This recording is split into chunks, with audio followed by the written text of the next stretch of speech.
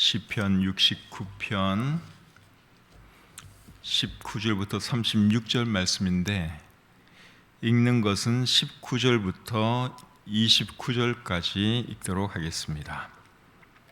시편 69편 19절부터 29절까지 말씀을 제가 읽을 때 여러분들 눈으로 잘 따라 읽으시기를 바랍니다.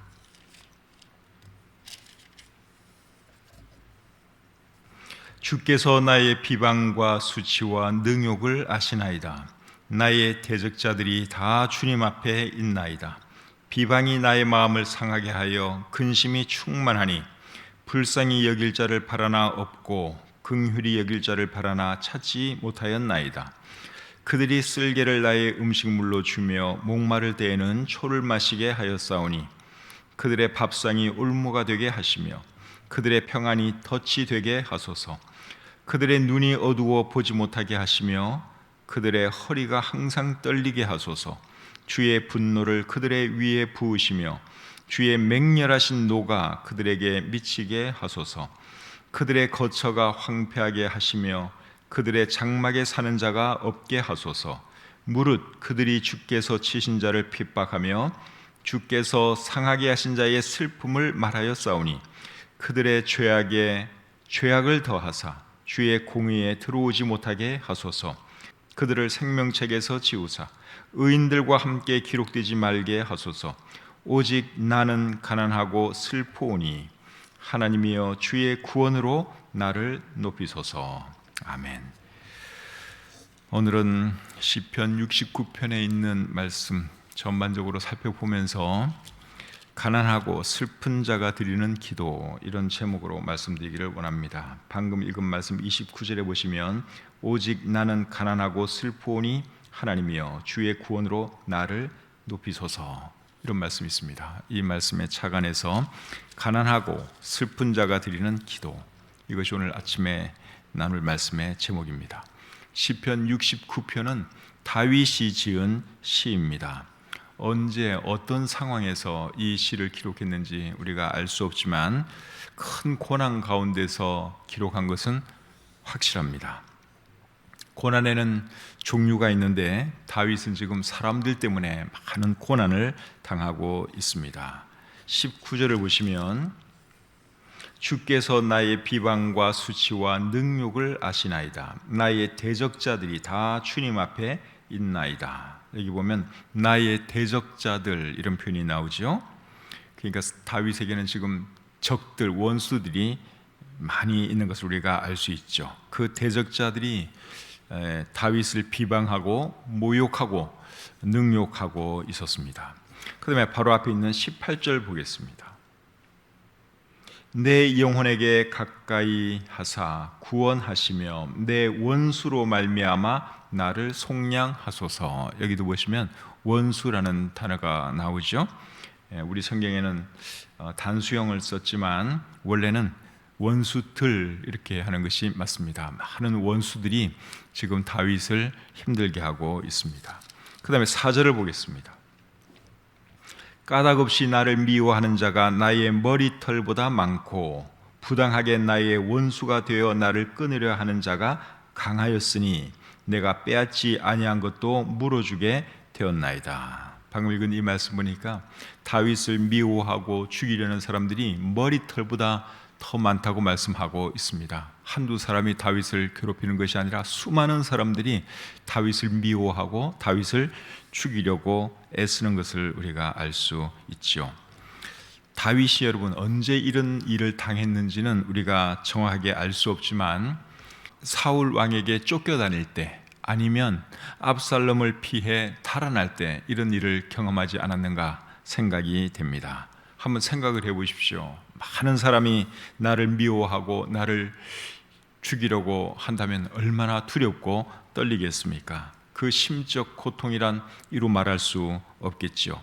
그래서 다윗은 자신의 그 심적 고통을 무엇에 비유했는가 하면 수렁에 빠져서 죽어가는 사람의 그 고통에 비유하고 있습니다. 1절 2절을 보겠습니다. 하나님이여 나를 구원하소서. 물들이 내 영혼에까지 흘러 들어왔나이다. 나는 설 곳이 없는 깊은 수렁에 빠지며 깊은 물에 들어가니 큰 물이 내게 넘치나이다. 수렁에 빠졌는데 점점 깊이 빠져 들어간다고 한번 생각을 해보십시오. 물이 가슴까지 차오르고 턱 밑에까지 차오르고 바로 코 밑에까지 지금 이제 물이 찼다고 한번 생각을 해보십시오.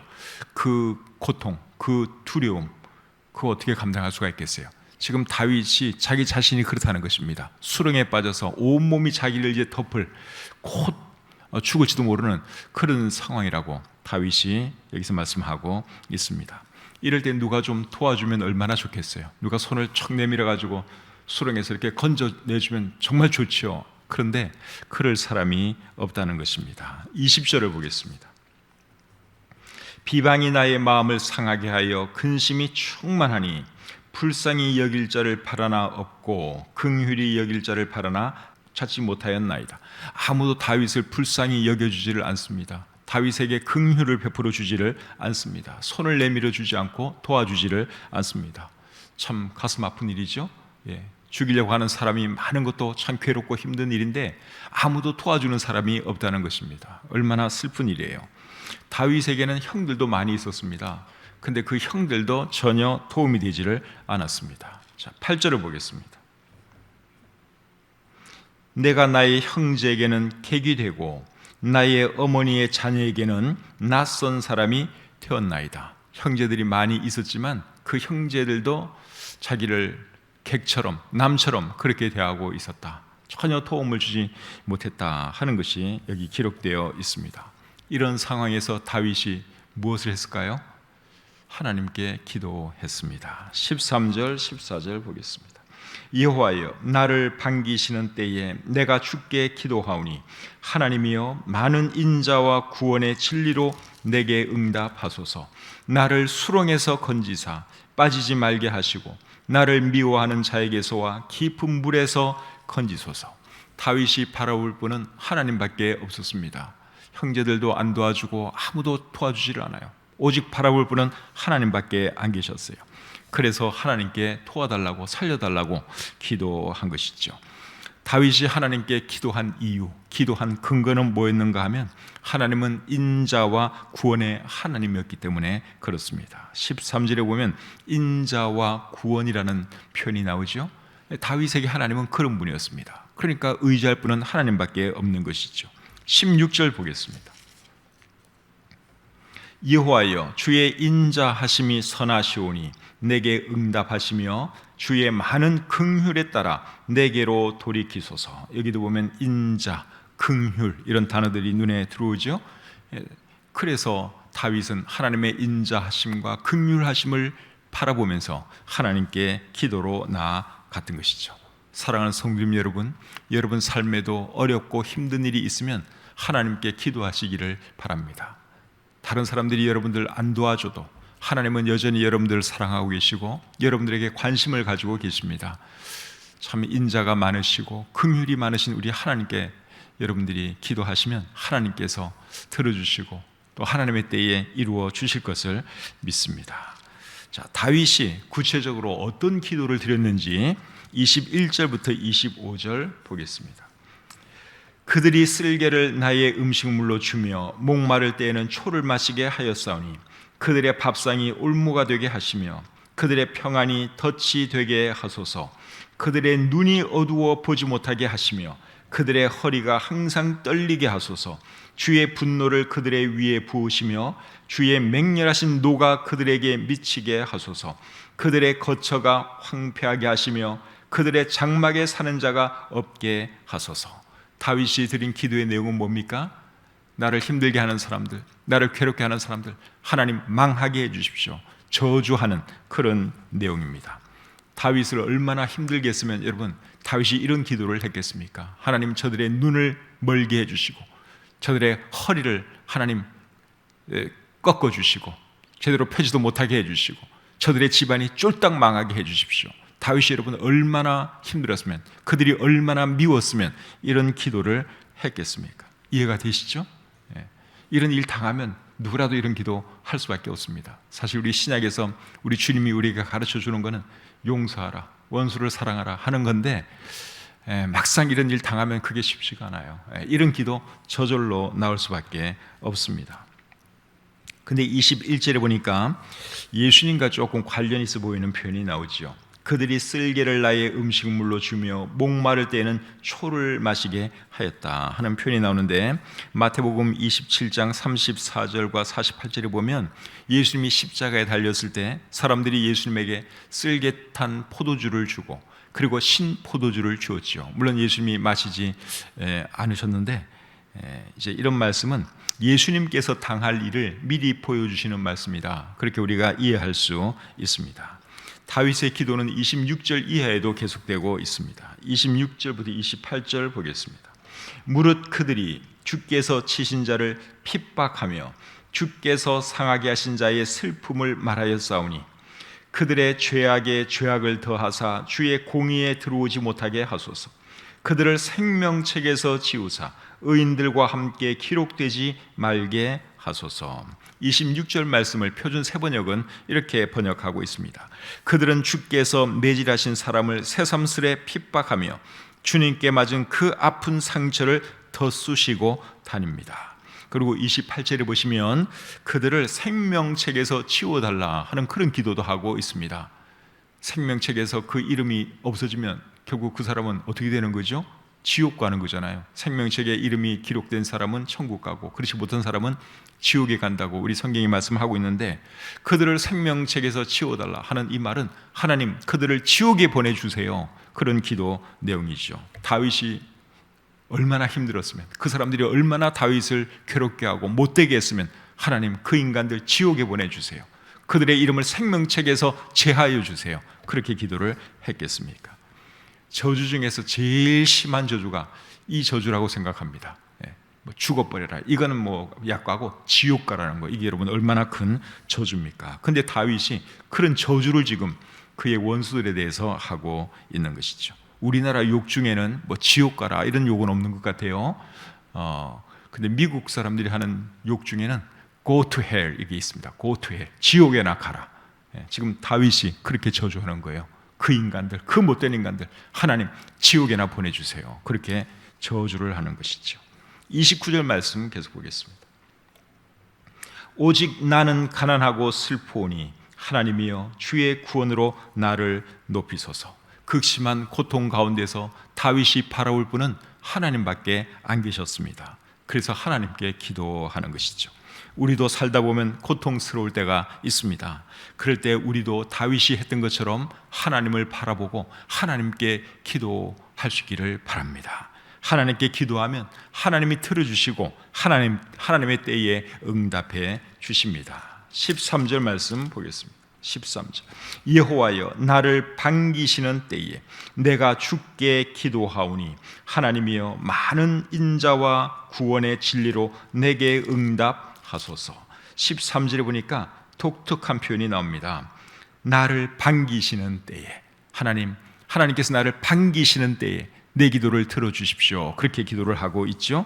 나를 반기시는 때, 그때가 언제일까요? 하나님께서 우리의 기도를 응답해 주시는 때이죠. 그때까지 우리는 인내하면서 하나님께 기도로 나아가야 할 줄 믿습니다. 본문에서 다윗은 하나님께 기도했을 뿐만 아니라 하나님을 찬송했습니다. 자, 30절과 31절 보겠습니다. 30절, 31절. 내가 노래로 하나님의 이름을 찬송하며 감사함으로 하나님을 위대하시다 하리니 이것이 소 곧 뿔과 굽이 있는 황소를 드림보다 여호와를 더욱 기쁘시게 함이 될 것이라. 고통 중에서 하나님을 찬송하는 것이 쉬운 일이 아니죠. 힘들어 죽겠는데, 죽을 지경인데 하나님께 찬송한다는 것 쉽지 않습니다. 그런데 다윗은 고통 가운데도 하나님을 찬송했습니다. 이것이 여러분 다윗의 위대한 점이에요. 하나님은 다윗을 정말 사랑하셨는데 왜 하나님이 다윗을 그토록 사랑하셨는지 여러분 이해가 되시지 않습니까? 그 극심한 고통 가운데서도 다윗은 하나님을 찬송했다고 하는 사실이에요.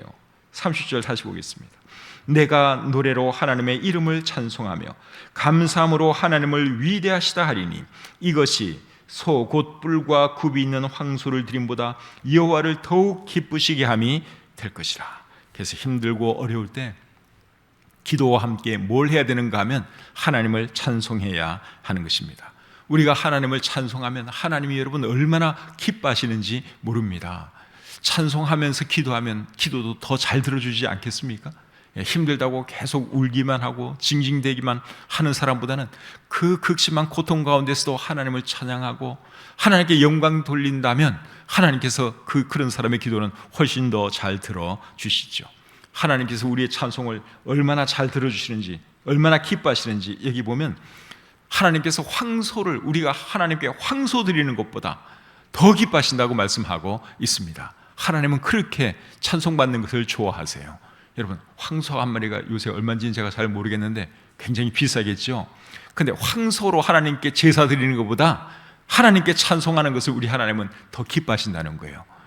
그러니 찬송 안 할 이유가 없겠죠. 돈 없으면 황소를 내가 사서 하나님께 바칠 돈 없으면 찬송하면 되는 거예요. 그럼 우리 하나님은 그 황소 받는 것보다 찬송을 더 기뻐하신다는 사실입니다. 그러니까 우리가 늘 하나님을 찬송하고 고난 중에 있을 때도 하나님을 찬송하고 그저 하나님께 감사하고 하나님을 신뢰하고 이런 믿음으로 나아가면 하나님께서 우리의 기도, 우리의 문제 다 들어주시고 해결해 주십니다. 어려운 일이 있으면 예배부터 안 나오는 분들이 계시더라고요. 잘 될 때는 그래도 교회 잘 나와요.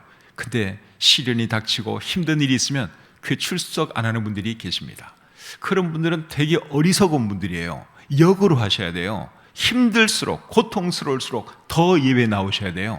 더 찬양해야 되고 더 기뻐해야 하는 것입니다. 그때 이제 믿음의 진가가 드러나는 거잖아요. 근데 조금 어렵다고 그냥 교회 딱 끊는 사람이 있어요. 정말 깝깝한 사람이에요. 그런 사람은 하나님께서 축복해 주실 수가 없습니다. 어려워도 예배의 자리에 나오고 하나님을 예배하고 하나님을 찬양한다면 하나님께서 그 사람 기뻐하시지 않겠습니까? 그래서 그 사람의 문제 하나님이 해결해 주시죠. 바울과 실라가 감옥에 갇혔을 때 그 감옥 안에서 하나님을 찬양했습니다. 하나님을 노래했습니다. 그럴 때 어떤 일이 일어났습니까? 옥터가 움직이고 감옥 문이 열리고 쇠사슬이 풀리는 놀라운 역사가 일어났지요. 사도행전 16장 25절, 26절 말씀 한번 읽어드리겠습니다. 한밤중에 바울과 실라가 기도하고 하나님을 찬송하며 죄수들이 듣더라. 이에 갑자기 큰 지진이 나서 옥터가 움직이고 문이 곧 다 열리며 모든 사람의 매인 것이 다 벗어진지라. 놀라운 기적이 일어났습니다. 지금 바울과 실라가 감옥 속에 있고 그 쇠사슬에 묶여 있는데 하나님께 기도하고 찬송했더니 옥터가 움직이고 문이 열리고 그 쇠사슬이 다 끌어지는 놀라운 일이 일어났습니다. 여러분, 이것이 찬송의 힘입니다. 특별히 고통 중에 하나님을 찬송하는 그 찬송에 여러분 대단히 힘이 있다고 하는 것을 잊지 마시기를 바랍니다. 기쁘고 즐거울 때는 누구라도 찬송할 수 있어요. 그러나 괴로울 때 쉽지는 않습니다. 그런 가운데 우리가 찬양한다면 그게 여러분 위대한 힘이 있고 하나님께서 무척 기뻐하신다 하는 것을 우리가 기억해야 합니다. 32절 말씀 계속 보겠습니다. 곤고한 자가 이를 보고 기뻐하나니 하나님을 찾는 너희들아 너희 마음을 소생하게 할지어다. 공고한 자가 이를 보고 기뻐한다, 그렇게 말씀을 하고 있죠. 고난 가운데서도 다윗은 하나님을 찬송했습니다. 그런데 그 다음에 하는 말이 뭔가 하면 고난 가운데서 하나님을 찬송하면 공고한 자들이 그것을 보고 기뻐한다, 그렇게 말을 하고 있습니다. 다윗은 자기도 힘들면서 자기보다 더 힘든 사람들을 생각하는 것을 우리가 볼 수 있습니다. 이런 것 보면 다윗이 정말 위대한 사람이에요. 지금 자기도 엄청 고통스러운 거예요. 그런데도 하나님을 찬송했고, 그리고 공고한 자가 이를 보고 기뻐한다. 다른 사람들까지 생각하는 거예요. 나보다 더 힘든 사람들은 내가 이 고통 가운데 하나님을 노래하면 그들이 얼마나 기뻐할까, 얼마나 그들이 힘을 얻을까, 지금 그 말씀을 하고 있는 것이죠. 그래서 고난 중에 있을 때 우리가 하나님을 찬양한다면, 우리가 하나님을 찬양하는 그 모습을 보고 누군가가 힘을 얻을 것입니다. 그래서 어려운 일로 지금 하나님께 기도하고 있는 분이 계시면 여러분 힘을 내시기를 바랍니다. 32절 하반절 말씀이 그 말씀이죠. 하나님을 찾는 너희들아 너희 마음을 소생하게 할지어다. 힘들어 하는 분 계시면, 그래서 지금 어떤 문제로 하나님께 기도하고 있는 분이 계시면 너희 마음을 소생하게 할지어다. 힘내라 그 말입니다. 어려운 가운데서도 힘있게 살아가는 사람들 많이 있습니다. 고통 가운데서도 노래하는 사람들이 많이 있습니다. 그런 사람들 보면서 우리가 힘을 내야 하는 것이죠. 33절 34절 보겠습니다. 여호와는 궁핍한 자의 소리를 들으시며 자기로 말미암아 갇힌 자를 멸시하지 아니하시나니 천지가 그를 찬송할 것이요 바다와 그 중에 모든 생물도 그리할지로다. 방금 읽은 이 말씀에 의하면 우리 하나님은 어떤 분이십니까? 궁핍한 자의 기도를 들으시는 분이시죠. 그리고 찬송받기에 합당하신 분이십니다. 여러분 가운데 고난 중에 있는 분이 계시면 오늘 이 들은 말씀을 잘 묵상하면서 하나님께 기도하시기를 바랍니다. 그리고 찬송하시기를 바랍니다. 고난 중에도 찬송할 수 있습니다. 얼마든지 할 수 있습니다. 울면서도 찬송할 수 있어요. 울면서도 하나님께 예배드릴 수 있고. 그래서 여러분들 가운데 혹시 어려움이 있고 괴로운 일이 있다면 오늘 이 말씀이 여러분들에게 위로가 되시기를 바라고, 다윗이 했던 것처럼 그렇게 하시면 여러분 머지않아서 그 수렁에서 벗어날 수 있을 것입니다. 하나님께 기도하는 거예요. 힘들수록 더 하나님을 찬송하는 것입니다. 그렇게 하는 저와 여러분들이 되시기를 우리 주님의 이름으로 축복합니다. 기도하겠습니다. 하나님 아버지, 간밤에 편히 쉬게 해주시고 건강한 몸으로 일어나게 해주셔서 감사합니다. 다윗이 말할 수 없는 고난 가운데서도 하나님을 바라보고 하나님께 기도로 나아간 것처럼 우리도 어렵고 힘든 일 만날 때마다 하나님 바라보게 도와주시고 참 하나님께 기도로 나아가게 해 주시옵소서. 다윗은 그 극한 어려움 가운데서도 하나님을 찬송하는 것을 잊지 않았습니다. 하나님, 우리도 어렵고 힘들다 할지라도 늘 하나님을 찬송하며 살아가게 해 주시옵소서. 황소를 드리는 것보다 우리 하나님은 찬송을 더 기뻐하신다고 하셨는데, 하나님, 우리의 입으로 하나님을 늘 높여드리는 그러한 사람들 되게 해 주시옵소서. 특별히 우리들 중에 어렵고 힘든 분들이 계십니까? 오늘 이 말씀이 그분들에게 힘이 되게 하시고 위로가 되게 해 주시옵소서. 힘들지만 다시 한번 주님 바라보게 도와주시고, 참 힘들지만 하나님 찬양하는 그런 삶 지속적으로 살아가게 해 주시옵소서. 이어지는 기도 시간을 하나님께 의탁합니다. 하나님의 뜻 안에서 기도할 때 우리의 기도가 응답되게 하시고 또 하나님의 때에 우리의 모든 기도가 이루어지도록 하나님 도와주시고 역사해 주시옵소서. 기도 시간을 주님께 의탁하오며 우리를 사랑하시는 예수님의 이름으로 간절히 기도드립니다. 아멘.